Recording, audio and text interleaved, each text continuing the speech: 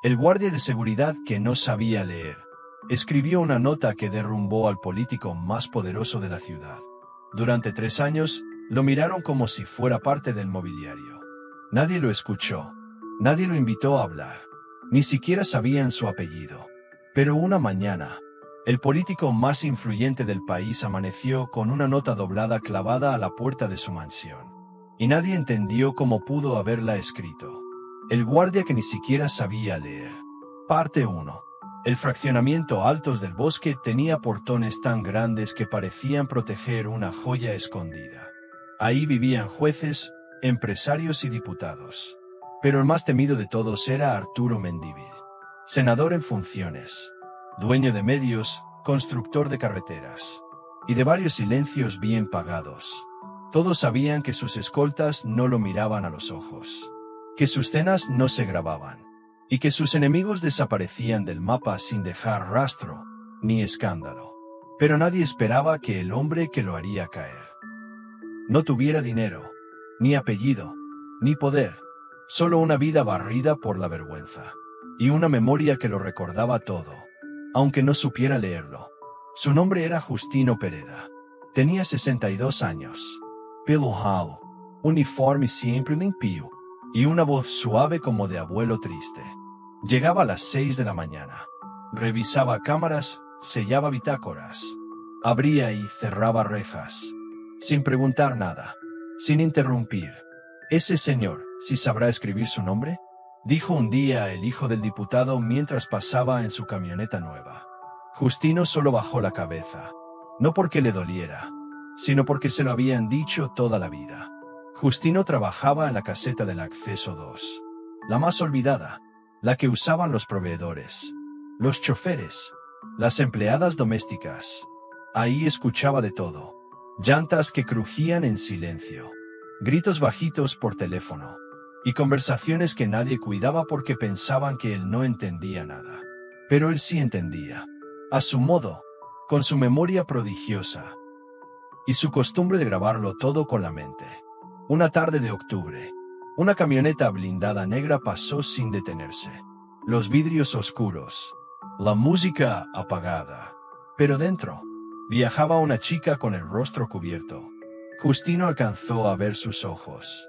Y aunque ella no dijo nada, él sintió algo que no supo nombrar. Esa noche, ella nunca salió. Preguntó al día siguiente por la visitante de la casa 12B. Nadie supo nada. Las cámaras de la entrada habían sido desactivadas. Pero Justino, en silencio, empezó a anotar cosas en su cuaderno viejo. No escribía frases. No letras. Solo dibujos. Fleches. Símbolos. Nombres que copiaba letra por letra cuando alguien los mencionaba. Y fechas. La caseta 2 comenzó a llenarse de hojas. De diagramas extraños. De números que no entendía, pero que sabía que significaban algo. 2 semanas después, un trabajador de mantenimiento encontró una carta sin firmar, escondida detrás de una de las macetas del jardín de la casa 12B. Decía: «No me van a dejar salir. Y si lo hacen, ya no voy a poder hablar». Él graba todo, pero solo lo guarda en una caja blanca en su despacho. Si alguien encuentra esto, no confíen en nadie que use camisa de puños azules. La letra era pequeña, temblorosa, y debajo, una fecha, 18 de octubre. Justino anotó esa fecha en su cuaderno.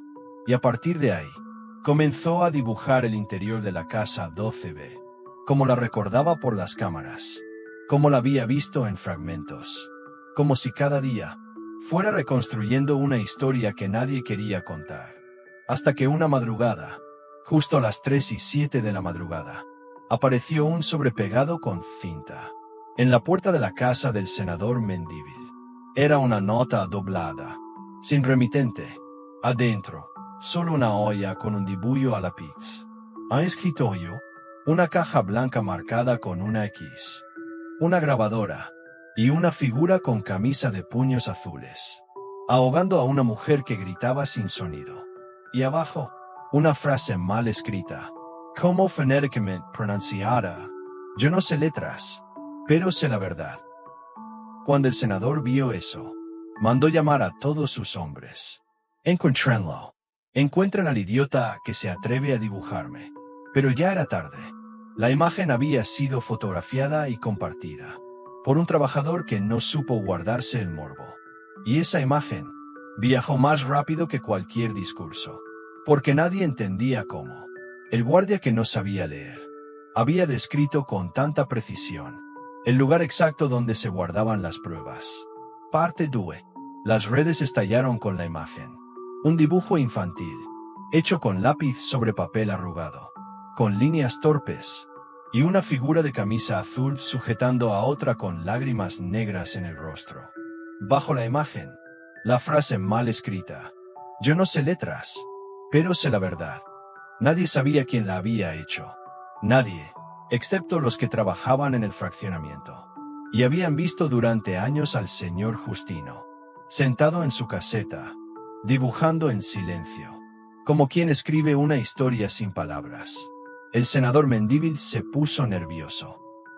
Más de lo que cualquiera lo había visto jamás. Mandó borrar las cámaras internas. Despidió la mitad del personal. Y contrató vigilancia privada armada. Pero lo que no pudo borrar fue la curiosidad viral que despertó esa nota. Porque alguien más, una joven interna del Congreso, reconoció ese dibujo. Ella había sido becaria en la Fundación Mirador, la fachada benéfica del senador. Y allí conoció a una joven de 17 años, que desapareció después de denunciar acoso. Su nombre, Yasmín Ochoa. La chica de ojos tristes y silencios incómodos. Era la misma mirada del dibujo.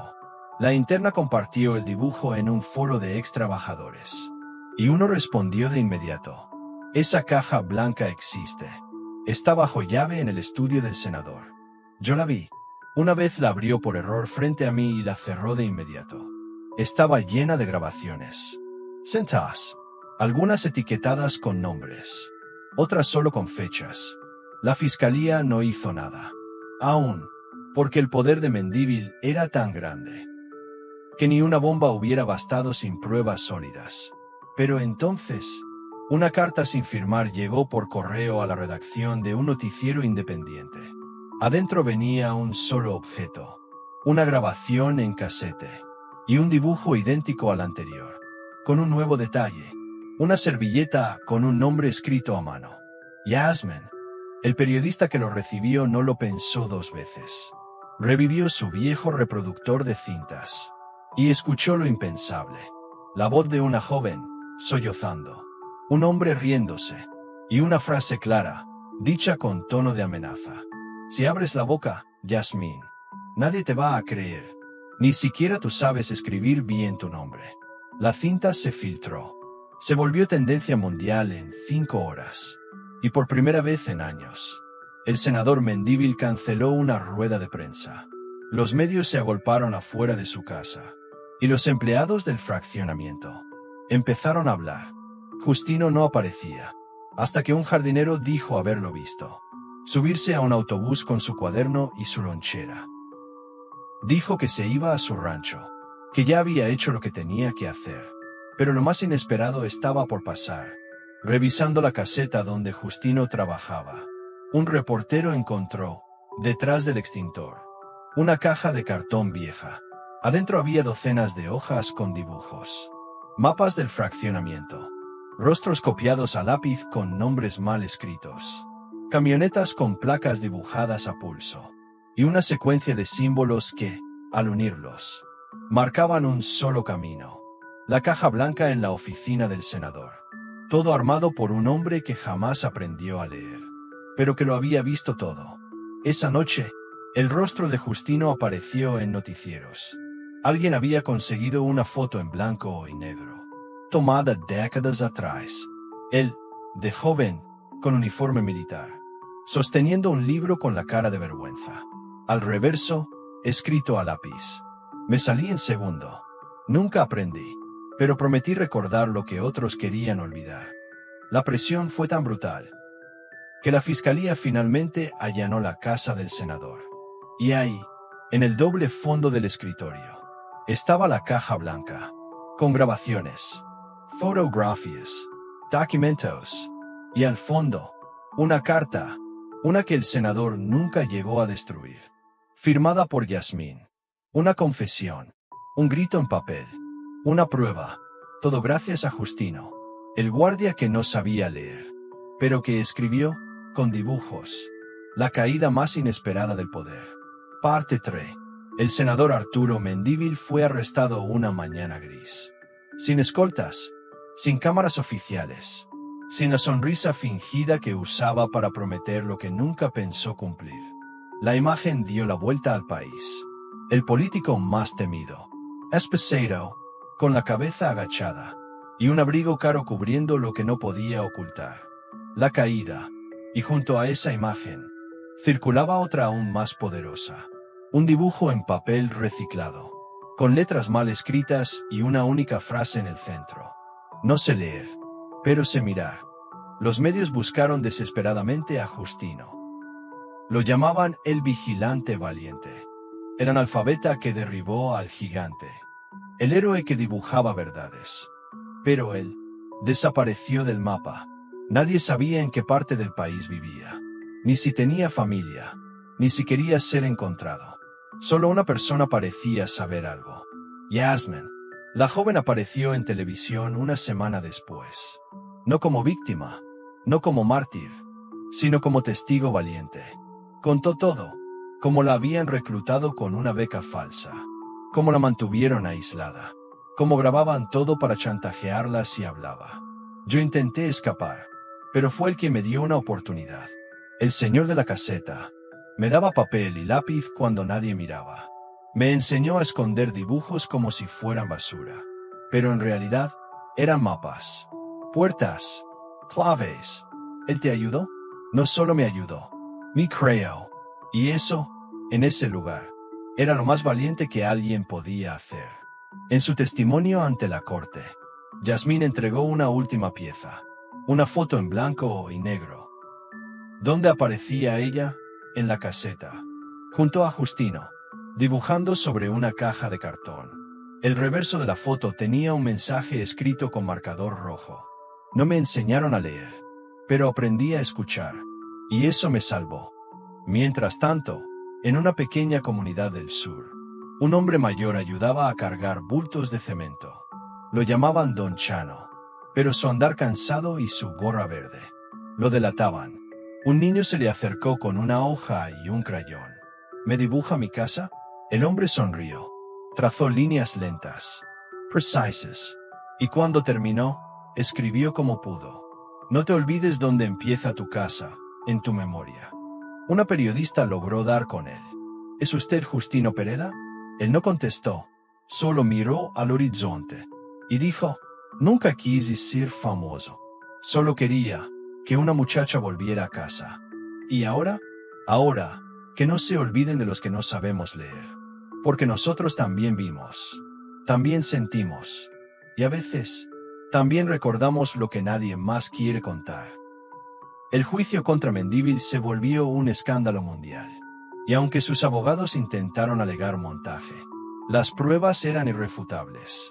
Las grabaciones, las cartas, los dibujos, las fechas exactas, que Justino había memorizado durante años.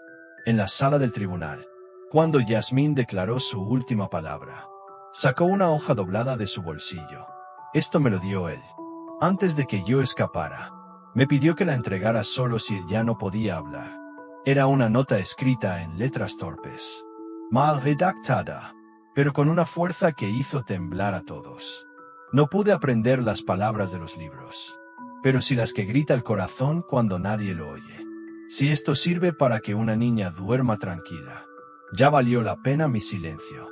Y fue entonces, cuando el juez leyó la nota en voz alta, que algo se quebró en la sala, porque ahí ya no había un político, ni una víctima, había una verdad, debujada, escrita a pedazos, pero imposible de callar.